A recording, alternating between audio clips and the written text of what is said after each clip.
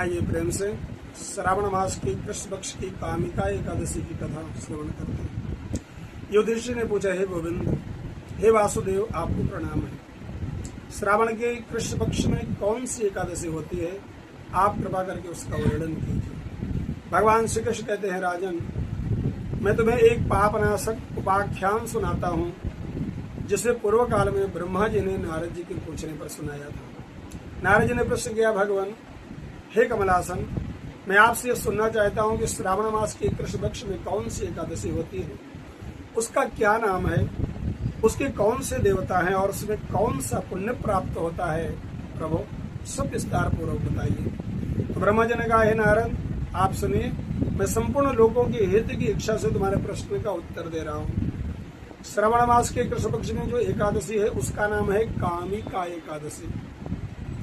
इसके स्मरण मात्र से वाजपेयी यज्ञ का फल प्राप्त होता है। इस दिन श्रीधर, हरि, विष्णु, माधव और मधुसूदन आदि नामों से भगवान का पूजन करना चाहिए। भगवान श्री कृष्ण के पूजन के से जो फल मिलता है वह गंगा, काशी, नैमिषारण्य और पुष्कर में भी सुलभ नहीं है। सिंह राशि के बृहस्पति होने पर तथा व्यतिपात और दंड योग में गोदावरी स्नान करने से जिस फल की प्राप्ति होती है, वही फल भगवान श्री कृष्ण के पूजन से प्राप्त होती है। जो समुद्र और वन सहित पृथ्वी को दान करता है और जो एकादशी, इस कामिका एकादशी का व्रत करता है, वो दोनों ही समान फल के भागी कहे गए हैं।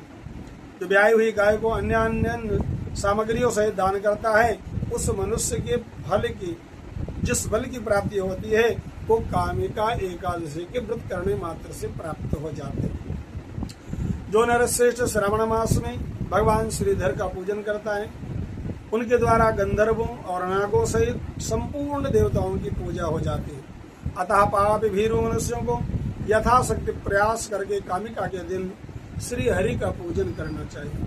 जो पाप रूपी पंख से भरे हुए समुद्र सागर में डूब रहे हैं, उनका उद्धार करने के लिए कामिका एकादशी सबसे उत्तम व्रत है। आध्यात्म पारायण पुरुषों को जिस फल की प्राप्ति होती है, उससे बहुत अधिक फल कामिका एकादशी के व्रत करने मात्र से प्राप्त हो जाते हैं। कामिका का व्रत करने वाला मनुष्य रात्रि में जागरण करके न तो कभी भयंकर यमराज का दर्शन करता है और न ही कभी दुर्गति में पड़ता है। लालमणि, मोदी, वैदुर्य और मूंगे आदि से पूजित होने पर भी भगवान नारायण इतना संतुष्ट नहीं होते जितना तुलसी दल से पूजित होने पर होते हैं। जिसने तुलसी की मंजरियों से भगवान श्री केशव का पूजन कर लिया, उसके जन्म भर के पाप निश्चित ही नष्ट हो जाते हैं। जो दर्शन करने पर सारे पाप समुदायों का नाश हो जाता है और तुलसी का स्पर्श करने पर शरीर को पवित्र बनाती है, प्रणाम करने से रोगों को निवारण करती है, जल से सींचने से यमराज को भय पहुंचाती है और आरोपित करने पर भगवान श्री कृष्ण के समीप ले जाती है और भगवान के चरणों में चढ़ाने पर मोक्ष रूपी फल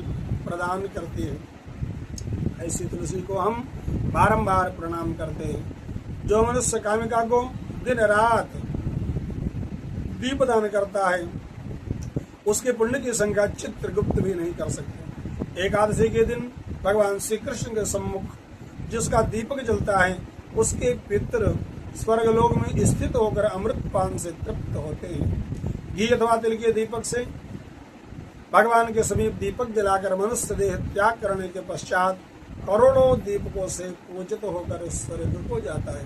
कामिका एकादशी की यही और विशेष महिमा है। जय श्री कृष्ण।